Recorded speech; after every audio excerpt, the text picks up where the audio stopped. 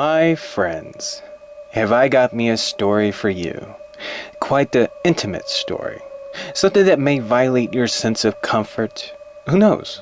Maybe give you that tingling sensation. Today, my friends, I get to spoil you with the story of a stalking monstrosity who has a thing for spreading a little happiness when the sun goes down. You see, when this unnamed city finds itself stepping into the slumbering night where its people are relaxing within the walls of their peaceful homes, those who find themselves wandering the darkened streets, ignorant towards the evil that is lurking within the shadows, it's now a moment where our monster within today's story would take a fancy with a poor soul who's on his way to visit his soon-to-be wife. A strange woman sharing a bit of affection towards this unsuspected traveler, horror show style. My friends, today's story is not only a disturbing yarn that will haunt you in the most unique way, but will definitely give you that sensation of discomfort. The kind of kiss that desecrates intimacy, violates your individual security, and can give you an experience that is both traumatic and deadly. When Tsuyoshi greeted Miku from his evening walk, she was stunned by her fiancé's strange demeanor, quiet, a bit tense, very disturbed by a bizarre incident during his midnight venture. Somewhere around 10 minutes ago, Tsuyoshi was licked in the face and hand by this strange woman. It was like she had just came out of nowhere and began licking him. And now, not only is Tsuyoshi covered in this sticky saliva, but was troubled by the feelings of being violated. Just enough for him to keep an eye over his shoulder, to have that inner feeling of some perverted woman just waiting behind the door, or around the corner. And even though Tsuyoshi had dismissed the experience as a harmless incident that isn't worth getting the police involved, even Miku's pet dog would give Tsuyoshi that unpleasant experience when the dog's curiosity would have it tasting the sticky substance that had covered Tsuyoshi's skin. Basically, Tsuyoshi was disgusted, disturbed, and in dire need of taking a relaxing bath, hopefully cleanse the revolting substance from his body.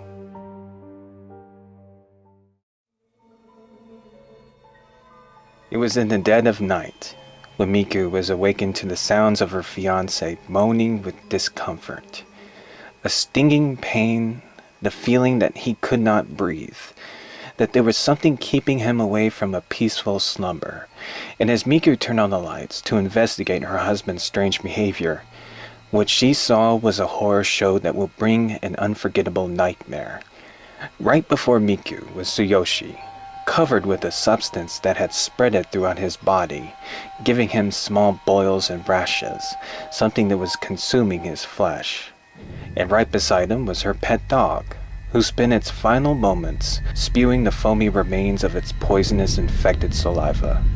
And even though Miku's husband was clinging on for dear life, unfortunately, Tsuyoshi would never see the day where he and Miku would be husband and wife. Passed away after he was admitted into the hospital. This tragedy, my friends, was only the beginning of something that will bring the city into a world of terror and drive Miku into a vengeful campaign against a monstrosity that will introduce a disgusting horror that will destroy comfort and a life of peace.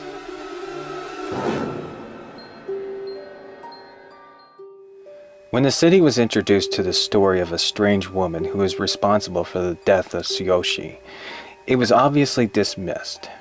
Kind of hard to convince authorities that a woman had killed a man by coating a lethal toxin on her tongue. But when the city had begun seeing reports of other people dying from the same toxin, recounting their experience of being licked by a strange woman when walking the streets on a murky night, before passing away, that was when the city had went on high alert. Even though authorities and the population were unaware of what kind of killer they were dealing with, nor how this woman was able to kill her victims with a poisonous laced tongue. According to the news, that if somebody were to find themselves being attacked by this woman, it was highly advised that the saliva be washed off immediately before the toxins find itself entering the body. which of course explains Tsuyoshi's death when he found himself a little late when taking a bath. Now with the city being haunted by a monstrosity, forcing authorities on constant patrol, and having groups of frightened citizens marching through the darkened streets desperately looking for a woman who would spend her murky nights preying upon any poor soul who would cross her path.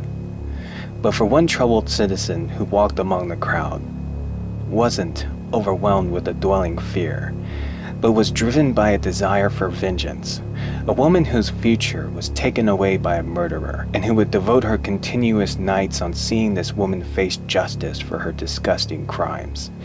And as the murky night had given a small crowd a screaming plea that was just 2 blocks away, the rushing crowd would find themselves introduced to the sound of a screaming mother who was pleading for someone to save her child from a woman who was violating her son with a disgusting act.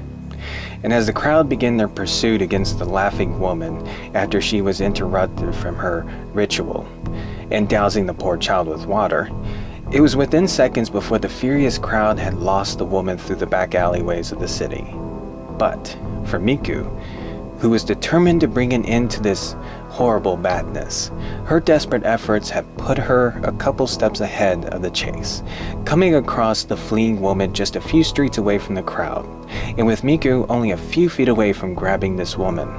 That was when she stopped, twirled around to face her pursuer. The woman greeted Miku with a disgusting grin, before the monstrosity would force its way out of her mouth, like a foreign creature. The tongue had looked abnormally swollen, throbbing with warts and riddled with bluish veins, covered with a thickened layer of saliva that would drip from the edge of her bulging tongue, sticking her tongue out like it was giving Miku a personal show. Miku's hatred, her intense need for justice, was now overwhelmed by a paralyzing fear, like her mind had somehow frozen itself by the unexpected situation. Even as the woman stepped closer to the petrified Miku, having the poor girl cringe at the sight of her dreadful tongue, it was when Miku had felt the long, slimy tongue rubbing itself across the side of her face. The experience had not only made every muscle within Miku's body clench tightly, but had finally given her the ability to scream in utter terror as the woman continued licking her helpless prey. When the crowd had ended the woman's licking torment when investigating the screaming, they were about to find themselves pursuing another hopeless effort of capturing this woman, if it wasn't for Miku tackling her, finally putting an end to this murderous campaign.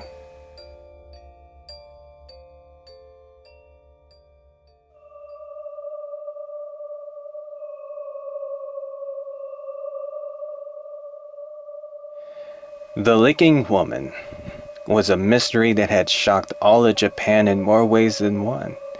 Till this day, nobody knew who she was or anything about her. It was like she had just appeared out of nowhere. But the one thing about this case that had shocked Miku was how there was no toxins nor abnormalities found with her tongue. That there was nothing about this woman that had identified her as something more than just a normal human being, which could not have been true. That even though Miku immediately washed out the poisonous saliva from her body after the Licking Woman was captured, it must have been days where Miku's skin had found itself experiencing that burning discomfort, itchiness, and a strange feeling that had given her those sleepless nights. Of course, due to the bizarre nature of the crime and the lack of evidence, meaning that there was no identifiable toxins that could link the woman with the murders, justice had found itself taking pity upon the Licking Woman by sending her to a mental institution for rehabilitation. Even with the terror of the Licking Woman meeting its conclusion with a cheap form of punishment, her crimes had never eased the trauma that had infected the city.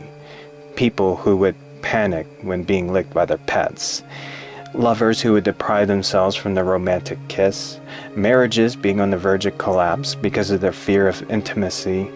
It was like the Licking Woman was still maintaining her terror throughout the city.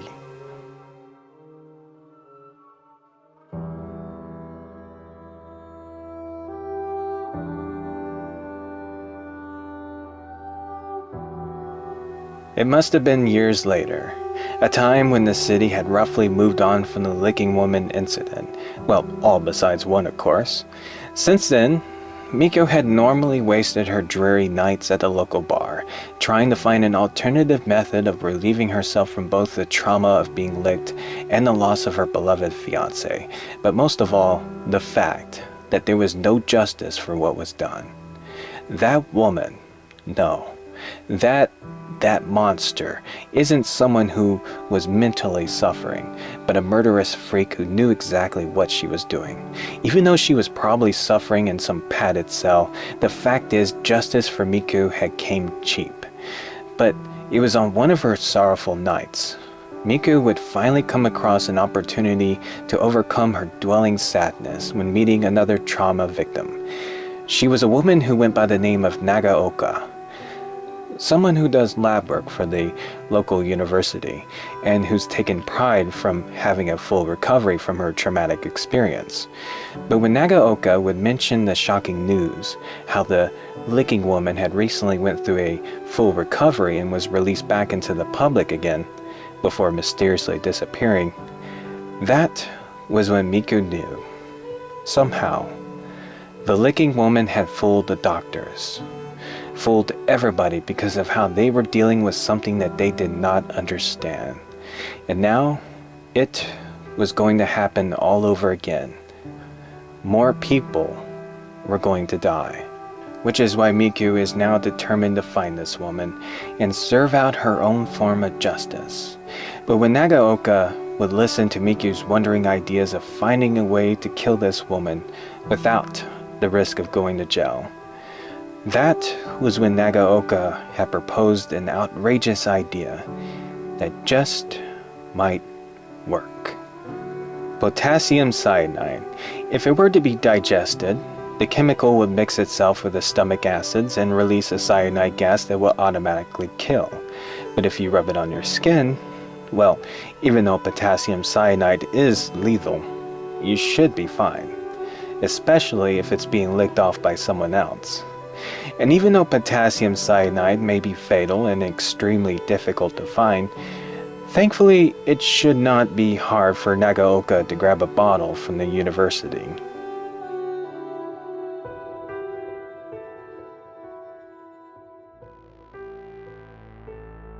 You know, I wonder if it's justice that is driving Miku into wandering the streets at night.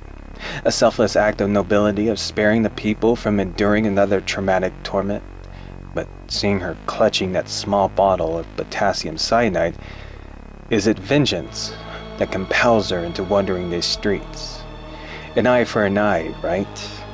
If Miku had only favored a bit of wisdom, that sometimes, most times, an eye for an eye just only makes you more blind. It must have been for several days where Miku had wandered the darkened streets in search of a monstrosity that had escaped the right hand of justice.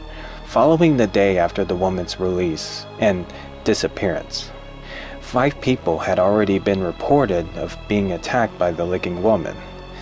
Since then, the number of victims had increased, and now finding herself wandering the familiar alleys, the licking woman's former hunting ground where she was caught by Miku, hoping that this night of playing the role of willing prey would be the night where she would achieve vengeance against this woman who isn't even human. It was when Miku had walked by a narrow alley where she would come upon a familiar sight.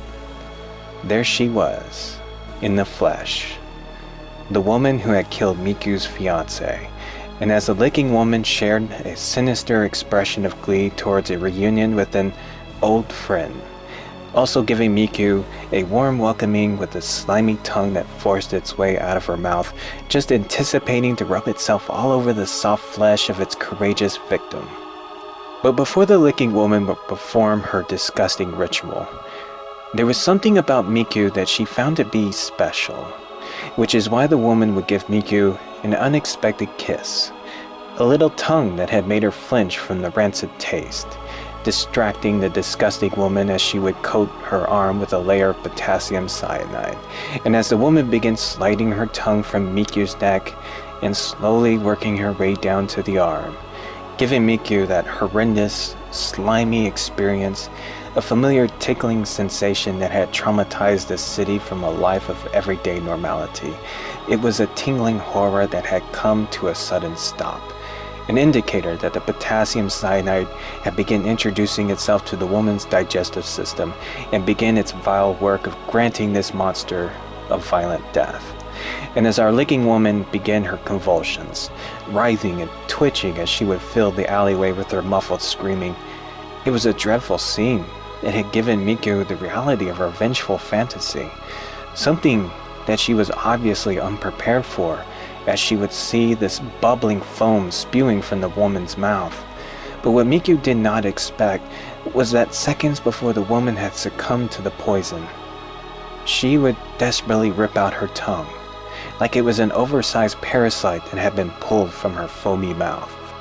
It was a gruesome scene, that our brave executioner, slowly realizing that she had just committed murder, trying to shake off the horrible feeling that she had just killed this woman, focusing on the reality of her situation, that this was not a woman but a monster, an evil that would have never ceased its murderous rampage.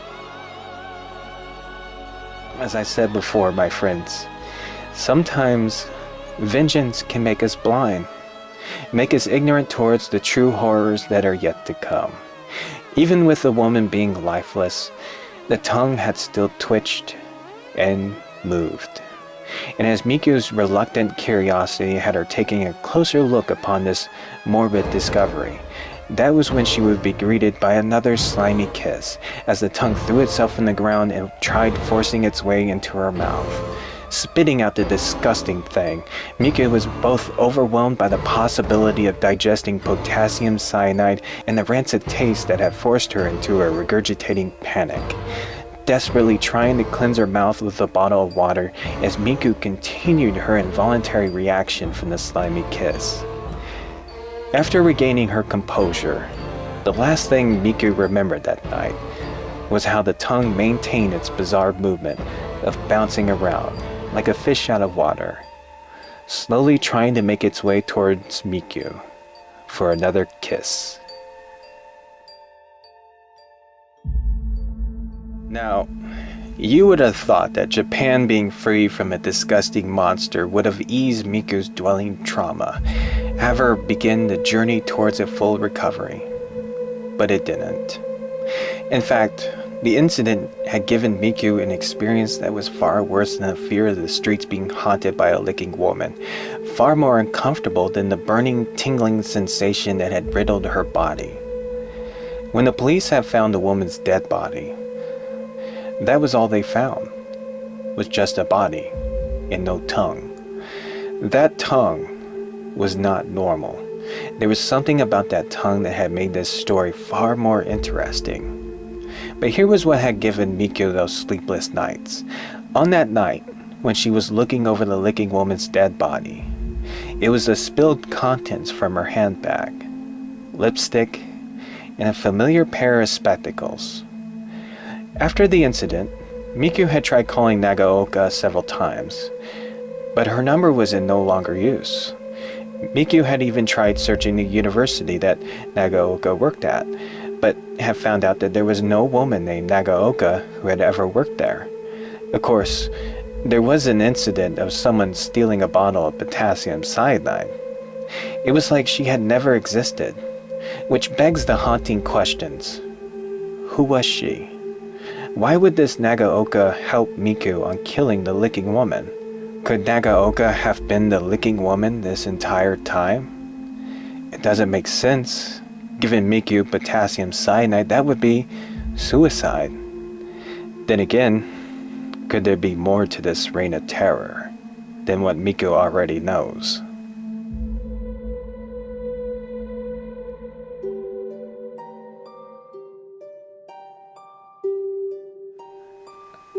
As time passed, and the terror of the licking woman had become nothing more but a horror story that would slowly fade away from the public eye, Miku had roughly moved on from her dwelling fears, and found herself re-experiencing a familiar happiness.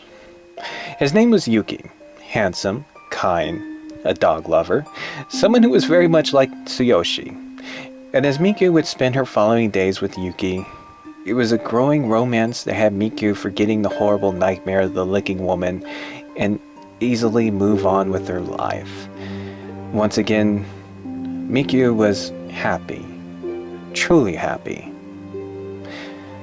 Except, as I said before, sometimes vengeance can make us blind, especially towards an evil that we do not understand. As Miku had given Yuki a kiss, her tongue had instantly grown into an immense monstrosity, an evil that had wanted to give Miku's handsome boyfriend a little tongue before it was spit out onto the ground. A disgusting, oversized horror that had flopped and bounced around on the floor, an evil that knew how to play the vengeance game as our loving couple would succumb to the convulsions of potassium cyanide. Before the bodies of Miku and Yuki were found, there was a claim that someone had seen a giant tongue bouncing around on the scene. To this day, authorities had ignored it, saw it as nothing more but an outrageous claim.